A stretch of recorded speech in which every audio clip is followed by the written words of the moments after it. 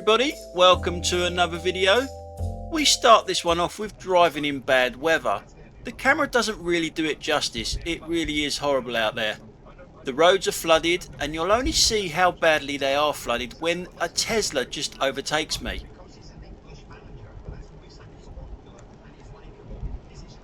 But look how close this bell end is to this car. How ridiculous is that in this weather? What an absolute muppet. And speaking of muppets and bell ends, we have a BMW driver behind us. Now we are approaching a roundabout, which you'll see in a second when we come to the front camera. But the right hand lane, the lane that he is in, obviously left as we're looking at it, is a right turn only. Where do you think he's going? The lane that I'm in, you can either go straight on, which is where I'm going, or you turn left. But this idiot, well, you'll see in a second where he's going. The big clue is, I've already said it really, he's not turning right, is he? So you can see we ain't got far to go. And now he has to do the break of shame.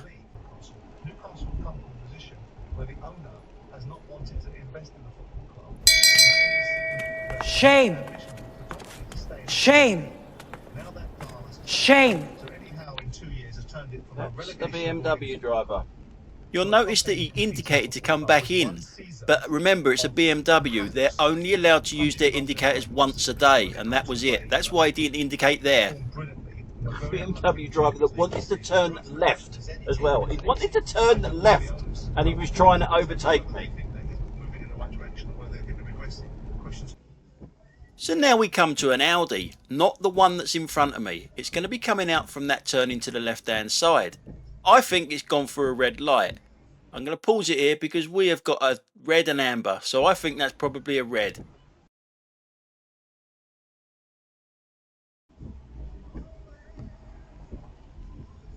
Not only do they leave it late to go through the lights, they actually cut the corner, so when we got a green light we can't go because the Audi's still pulling round. We come to another one of these priority scenarios, and who has priority here? And sometimes you just have to give up your priority even though you have it.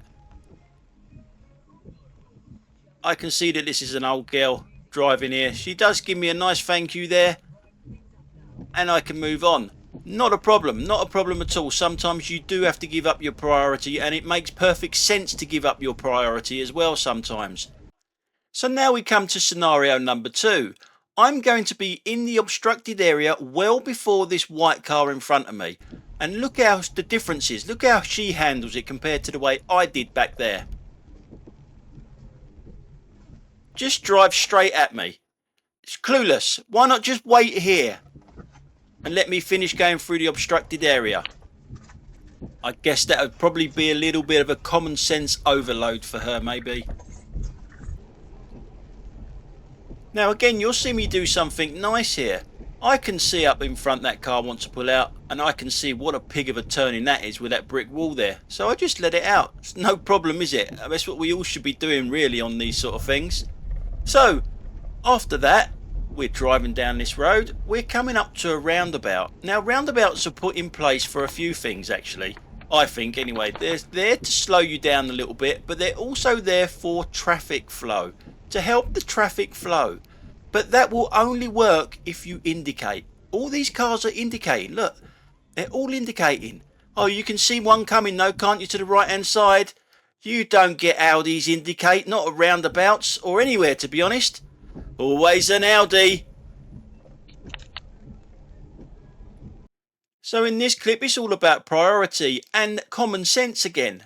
As you can see here, there is nothing coming. I can't see anything coming round this bend. So why am I going to be waiting? I'm going to go, aren't I? There it is now though. He can see me, but is he going to wait? No, he's just going to bully and push his way through there. And I don't know if you saw the sign on his van. Yeah. He takes your kids to school and back. Would you trust that, driving your kids? And have a little look at the time on the dash cam. 8:33, school time. I don't know if he's got any kids on board there. I couldn't see. He was going too bloody fast. Now in this clip we're looking at the blue car in front of me. We're coming up to a red light in a second. He obviously doesn't know how long it takes for a big lorry like that to stop.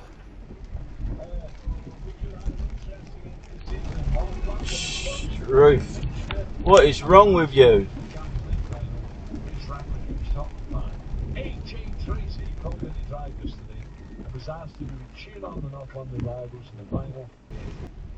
A little bit further down the road, as you can see, the weather is still really bad, so you drive to the weather conditions. Well, you do if you're a normal driver, but not if you're an Audi driver. So this car in front of me is turning left, so I'm just going to stay behind it and stay in my lane. There's no point in going swinging out. I couldn't anyway because there was something overtaking me. But have a look how the Audi does it.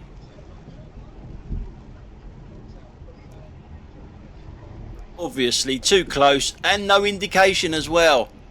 We expect that though, don't we? Always an Audi. But now we're going to see some driving for the weather conditions. Yeah, it really is always an Audi. So obviously he cannot go anywhere. But we're finished with that Audi for now. But we're going to stay on this road for a little while just to show you how people drive when it... I just don't know how to explain the stupidity of this all the time. We've got two lanes that go into one. Obviously I'm going to be overtaken just before it gets to one. Yeah, and obviously it's an Audi. Nothing wrong in that. There's nothing wrong in what it does there at all.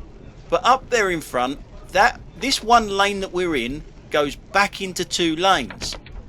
But the right hand lane is again a right turn and a straight on. Now if someone's turning right, they've got the indicator on, why the hell would you get behind them? This just does my nutting. I just cannot understand the mentality of these bloody idiots that keep getting behind cars that are turning right.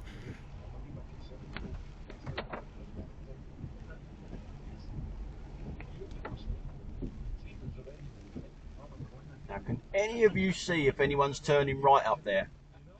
Because I fucking can't.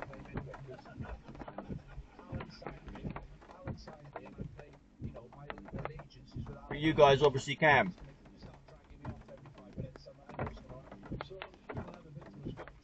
Right, there's at least two cars indicating right. And we've still got motors going up there.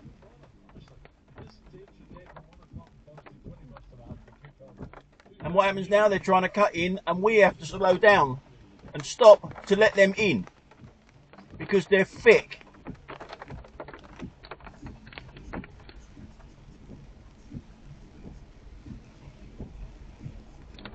There we go, there's one.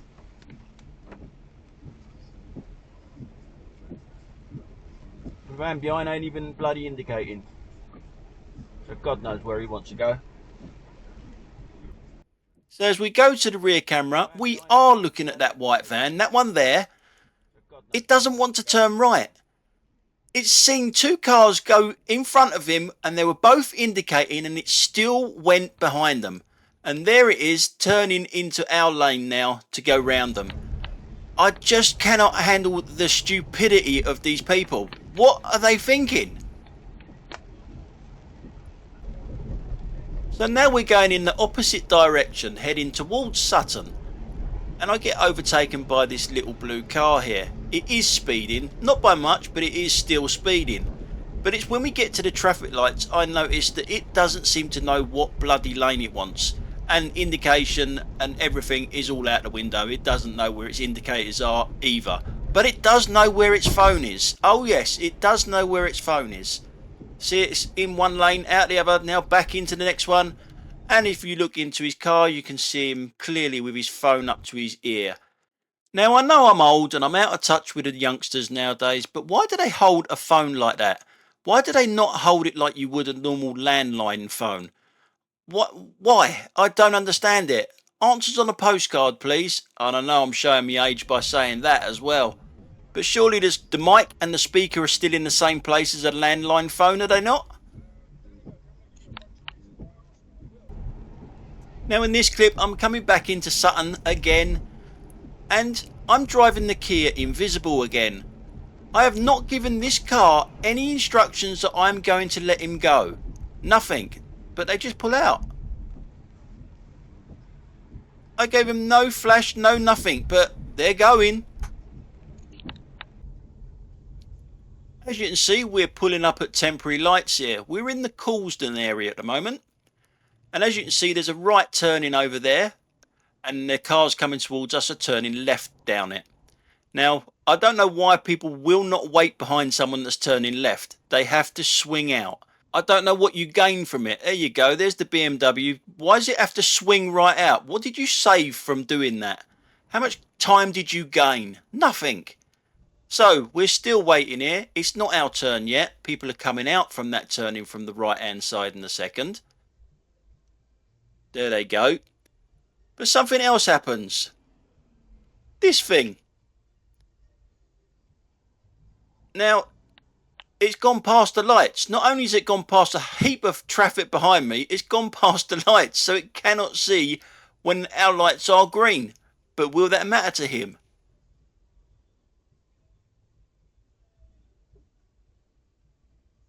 And you've got no way of seeing the lights now, have you? Now, I was thinking that he could probably see them in the reflection of my car or something. But he goes before they go green. How fucking stupid are you?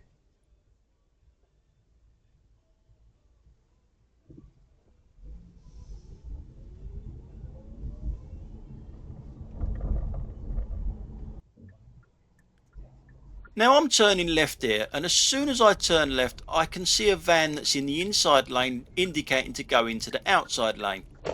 So I'm slowing up to let it go. It's showing no interest to actually move though, so I'm going to go past it. And as soon as I do try to go past it, then it decides to move. Why do people make driving look so bloody difficult? Now I'm going to be zooming in for this next clip, so it might be a little bit blurry. We're looking at the car in front of us. It's got a nice big P on it, so it's only recently passed, and it's approaching a mini roundabout. But where the hell is it going? Look how wide it's going, and it's still pulling out even further to the right hand side. Look at that gap there.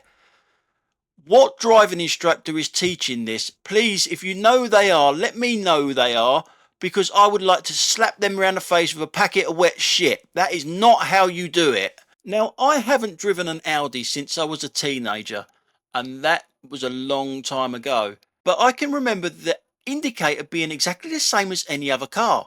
And here we are, a picture of an Audi with indicator lever there, so they still have them. But Audi drivers normally see them like that. They normally got cobwebs on because they don't use them. We're looking at this Audi to the left hand side that wanted to pull out and thought better of it and just gets in the way of me going over that bump. And again, there was no indicator going, and we go to the rear camera now. But again, no indicator. And now where's he going to go? He's going to go and drive on the opposite side of the road, the wrong side of the road, and he's going to park in that little gap there. Again, with no indicator. I'm starting to believe it is 15 levers, 4 switches and a fucking foot pump to get an indicator to work on these things now. In this next clip, we come across another Audi, a very roadworthy Audi. A speeding roadworthy Audi. Now hit your brakes, mate. Oh, you got brake light out as well. Front lights and brake lights out. I wonder if that's got an MOT.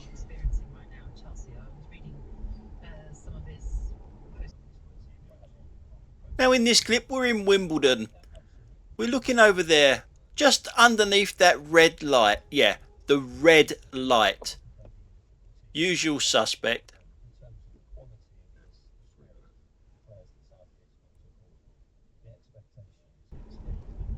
Now in this clip we're still in Wimbledon, but we're going the opposite direction now. South Wimbledon station will be on our left hand side in a second.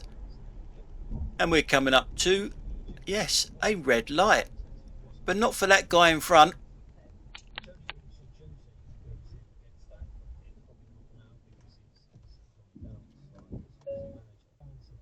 So a little bit further down the road, I'm waiting at another red light, and this is the same cyclist in the last clip. He obviously doesn't like red lights.